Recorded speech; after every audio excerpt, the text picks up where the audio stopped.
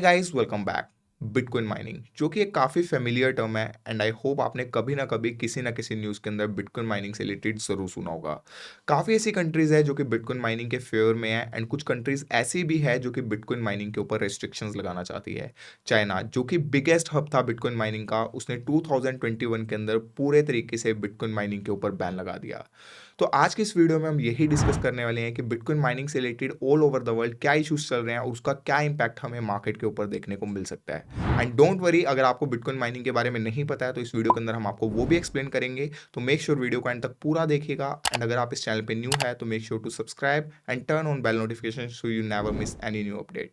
So let's begin. So जैसे कि हम सबको पता है कि 21 मिलियन टोटल बिटकॉइंस है, जिसमें से 19 मिलियन बिटकॉइन जो है ऑलरेडी सर्कुलेशन के अंदर आ चुके हैं। तो बचे हुए जो 2 मिलियन बिटकॉइन है वो कब सर्कुलेशन में आएंगे एंड कैसे सर्कुलेशन में आएंगे, ये जानने के लिए हमें सबसे पहले समझनी होगी बिटकॉइन माइनिंग क्या है।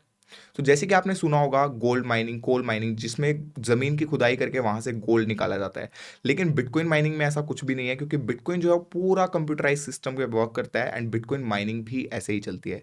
तो इसको एक एग्जांपल के साथ समझते हैं। सपोज मैंने अपने बैंक से 100 रुपए आपके बैंक के अंदर ट्रांसफर किए, तो मेरे बैंक से वो रुपए कट जाते हैं एंड आपके बैंक के अंदर ट्रांसफर हो जाते हैं। बट इस ट्रांजेक्शन को वैलिडेट कौन करता है? बैंकिंग सिस्टम, जो भी सेंट्रलाइज अथॉरिटी है, जिसका भी वो बैंक है, वो उस ट्रांजेक्शन को वैलिडेट करता है।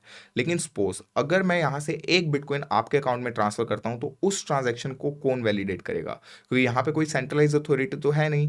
ब्लॉकचेन और जो बिटकॉइन है वो पूरा का पूरा डिसेंट्रलाइजेशन के ऊपर वर्क करता है।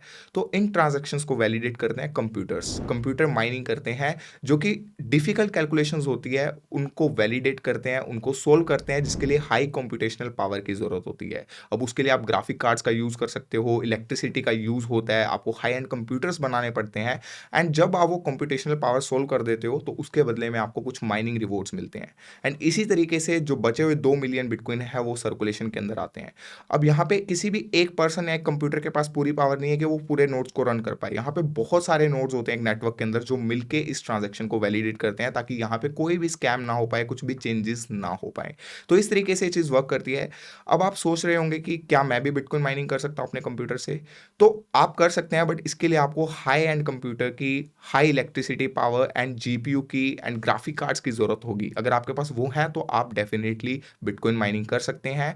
एंड जो बचे हुए 2 मिलियन बिटकॉइन है वो 2140, यानी कि अभी से ऑलमोस्ट 118 साल के बाद पूरे बिटकॉइन जो है वो सर्कुलेशन के अंदर आ जाएंगे। अब इससे related all over the world क्या इश्यूज चल रहे हैं? जैसे कि मैंने आपको बताया कि बिटकॉइन माइनिंग के लिए हाई कंप्यूटेशनल पावर की जरूरत होती है, तो ये बहुत ज़्यादा इलेक्ट्रिसिटी कंज्यूम करता है। अगर हम बात करें इन टर्म्स ऑफ नंबर तो 0.5% पूरे वर्ल्ड की एनर्जी यूज़ करता है, पावर यूज़ करता है, जो कि काफ़ी कंट्रीज़ की टोटल पावर से भी ज़्यादा है, टोटल एनर्जी कंजप्शन से भी ज़्यादा है। तो आप समझ सकते हैं कि इसकी वजह से काफ़ी कंसर्न्स मार्केट के अंदर रेज हो रहे हैं कि इतनी कंप्यूटेशनल पावर यूज़ कर रहा है एंड ये इन्वायरमेंट के लिए सही नहीं है, क्योंकि इससे कार्बन डाइऑक्साइड की जो स्पीड है वो काफ़ी तेज़ी से बढ़ रही है। तो ये सब मार्केट के अंदर चीज़ें चल रही है, जिसकी वजह से इश्यूज चल रहे हैं क्रिप्टो करेंसी से रिलेटेड। अगर हम बात करें डिफरेंट कंट्रीज़ की, तो चाइना ने 2021 के अंदर बैन कर दिया था। उसके बाद रिसेंटली कजाकिस्तान के अंदर पावर कट की वजह से बिटकॉइन माइनिंग बंद हुई तो हैश रेट डाउन आ गया।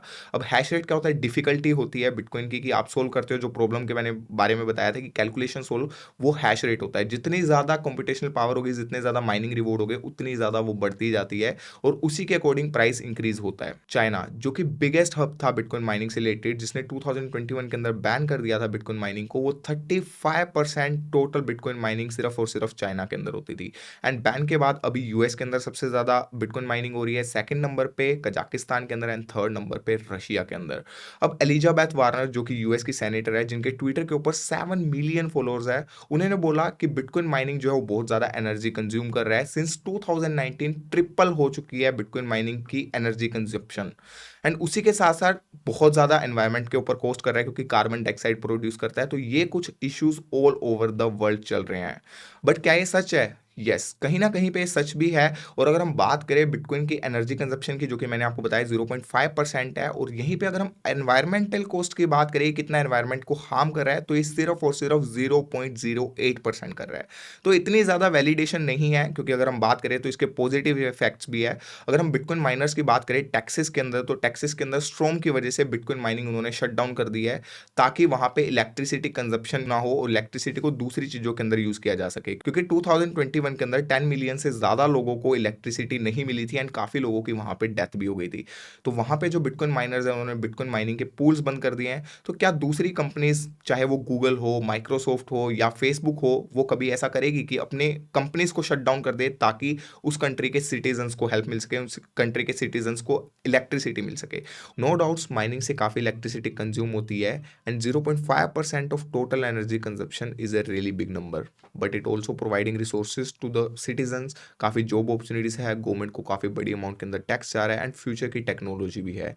And with the passage of time bitcoin mining काफ़ी एनर्जी एफिशिएंट भी हो रही है, ग्रीन एनर्जी का यूज़ किया जा रहा है एंड अभी से पहले जो काफ़ी बड़ी अमाउंट के अंदर इलेक्ट्रिसिटी वेस्ट हो रही थी, एनर्जी वेस्ट हो रही थी, उसका यूज़ करके 30% बिटकॉइन माइनिंग की जा रही है।